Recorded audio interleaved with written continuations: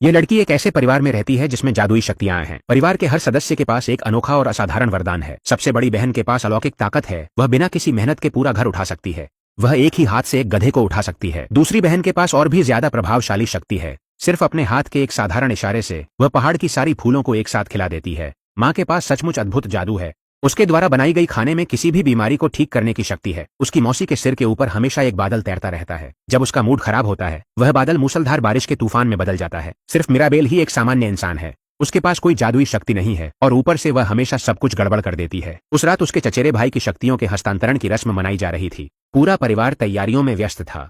दादी को डर था कि मिराबेल कोई परेशानी खड़ी कर देगी, इसलिए उन्होंने उसे कहा कि वह अपने कमरे में ही रहे और बाहर न निकले। मिराबेल बहुत उदास होकर अपना बचपन याद करने लगी। उस समय वह दादी की सबसे प्यारी पोती थी। जब भी परिवार के किसी बच्चे की उम्र 5 साल होती थी, उसे अपना अलग कमरा और एक अनोखी जादुई शक्ति मिलती थी। मिराबेल भी इसका अपवाद नहीं थी। उस दिन पूरा परिवार इस पल का गवाह बनने के लिए इकट्ठा हुआ, लेकिन जैसे ही मिराबेल ने जादुई दरवाजे को छुआ, सभी लोग स्तब्ध रह गए। दरवाजा धीरे धीरे गायब होने लगा। इसका मतलब था कि मिराबेल को कोई भी जादुई शक्ति नहीं मिली थी। वह एक आम इंसान थी और जादू उस पर असर नहीं करता था। तब से दादी ने हमेशा उसे एक बोझ की तरह देखा। उसकी बहनें भी लगातार उसका मजाक उड़ाती थीं। उसका चचेरा भाई ही उसके सबसे करीब था, लेकिन वह भी डरता था कि कहीं वह भी मिराबेल की तरह साधारण न रह जाए।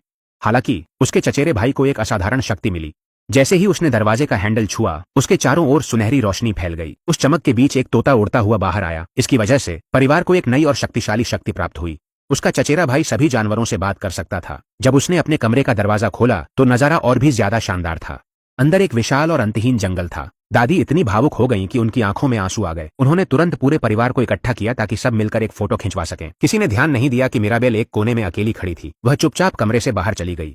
हालांकि उसके पास कोई जादू नहीं था, फिर भी वह हमेशा घर में मदद करने की पूरी कोशिश करती थी, लेकिन उसे कभी भी अपने परिवार से कोई पहचान नहीं मिली। तभी एक गिरे हुए टाइल ने मिराबेल का ध्यान आकर्षित किया। उसने उसे उठाने के लिए हाथ बढ़ाया और अनजाने में उसकी हथेली कट गई। अगले ही पल जमीन अचानक खुल गई। दरारें तेजी से पूरे घर में फैल गईं। वे तभी रुकीं जब वे मोमबत्ती तक पहुंच गईं।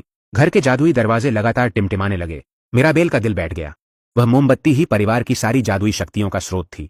10 साल पहले कुछ डाकुओं ने गांव पर हमला कर दिया था। गांव वाले घबराकर भागने लगे, लेकिन डाकू बेरहमी से उनका पीछा करते रहे। उसके दादा ने अपनी परिवार की रक्षा करते हुए डाकुओं के हाथों अपनी जान गंवा दी थी। ठीक उसी पल एक जादुई मोमबत्ती अचानक कहीं से प्रकट हो गई। उसने सभी डाकुओं का अंत कर दिया और पूरे गांव की रक्षा की। अगर वह मोमबत्ती अब बुझ गई तो परिवार की सारी जादुई शक्ति हमेशा के लिए खत्म हो जाएगी और गांव अपनी एकमात्र सुरक्षा खो देगा। स्थिति की गंभीरता को समझते हुए मिराबेल दौड़कर दादी को सब कुछ बताने गई, लेकिन जब सब लोग हॉल में इकट्ठा हुए तो सब कुछ सामान्य ही लग रहा था। सबको लगा कि मिराबेल झूठ बोल रही है। हालांकि कोई भी उस पर विश्वास नहीं करना चाहता था। मिराबेल अपने परिवार की सुरक्षा को लेकर चिंतित रहना नहीं छोड़ सकी। आधी रात को वह चुपचाप छत पर गई ताकि देख सके कि मोमबत्ती अब भी सुरक्षित है या नहीं। वहीं अनजाने में उसने अपनी दादी के डर को सुन लिया।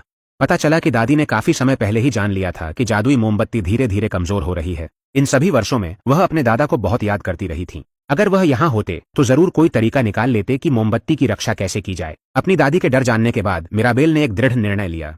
वह अपनी पूरी कोशिश करेगी कि अपने परिवार को इस संकट से उबार सके। अगली सुबह उसने तुरंत कार्रवाई की। सबसे पहले वह अपनी चचेरी बहन के पास गई, जिसकी सुनने की शक्ति असाधारण थी। उसकी चचेरी बहन गांव में होने वाली हर बात सुन सकती थी और कोई भी आवाज उसकी सुनने की शक्ति से बच नहीं सकती थी।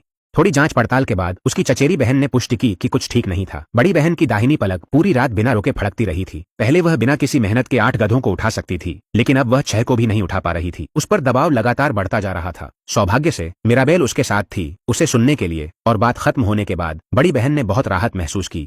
उसने मिराबेल से कहा कि अगर वह जादू के गायब होने के पीछे की सच्चाई जानना चाहती है तो उसके लापता चाचा को ढूंढना ही कुंजी हो सकती है। मिराबेल तुरंत अपने चाचा के कमरे की ओर रवाना हो गई, जो वर्षों से सील था। वह जगह परिवार में निषिद्ध क्षेत्र थी। जैसे ही वह अंदर गई, वह एक रेगिस्तान के बीचों बीच गिर गई। फिर उसने अनगिनत सीढ़ियां चढ़ीं, जब तक कि वह एक भव्य हॉल के सामने नहीं पहुंच गई। इससे पहले कि वह अपने चारों ओर देख पाती, उसके पीछे का दरवाजा जोर से बंद हो गया। अगले ही पल कमरे की पूरी अंधेरे में एक हरी रोशनी टिमटिमाई। वह एक भविष्यवाणी थी जिसे उसके चाचा पीछे छोड़ गए थे। मिराबेल ने टुकड़ों को उठाया और ध्यान से देखा, और जब उसने पाया कि छवि में जो आकृति थी वह खुद उसकी ही थी, तो वह अवाक रह गई। उसी समय गुफा अचानक गिरने लगी। उसने तेजी से सभी टुकड़े इकट्ठा किए और मुख्य दरवाजे से बाहर भाग गई। घर लौटकर मिराबेल ने भविष्यवाणी के टुकड़ों को जोड़ने पर ध्यान केंद्रित किया। अचानक उसकी चाची कमरे में घुस आई। मिराबेल ने इस मौके का फायदा उठाकर अपनी चाची से अपने चाचा के बारे में पूछा। जैसे ही उसकी चाची ने वह नाम सुना, उसके सिर के ऊपर का आसमान काले बादलों से भर गया। गांव के सभी लोग मानते थे कि उसका चाचा बदकिस्मती का प्रतीक है। उसके द्वारा की गई सभी अशुभ भविष्यवाणियां हमेशा सच होती थीं, और सभी को पूरा यकीन था कि उसी ने परिवार पर यह अभिशाप लाया है। ठीक उसी समय गांव का एक हैंडसम युवक अंदर आया और दूसरी बहन को शादी के लिए प्रपोज कर दिया। जब सबका ध्यान उस प्रस्ताव पर था, मिराबेल एक एक करके टुकड़ों को जोड़ती रही। जैसे ही उसने चित्र में अपनी ही छवि देखी, एक डरावना विचार उसके मन में आया। क्या यह संभव था कि वही अपनी परिवार की जादुई शक्ति को नष्ट कर दे? ठीक जब मिराबेल संदेहों से घिरी हुई थी, उसके पिता दरवाजे से अंदर आए। भविष्यवाणी को देखकर वह वहीं पर स्तब्ध रह गए। अपनी बेटी की रक्षा के लिए उन्होंने सारे टुकड़े उठा लिए और इस मामले को छुपाने का फैसला किया। लेकिन उसकी चचेरी बहन ने उस बातचीत की हर बात सुन ली थी। मिराबेल ने उसे ऐसी नजर से देखा कि वह कुछ न कहे। हालांकि उसकी चचेरी बहन के बारे में मशहूर था कि वह कोई भी राज नहीं रख सकती थी।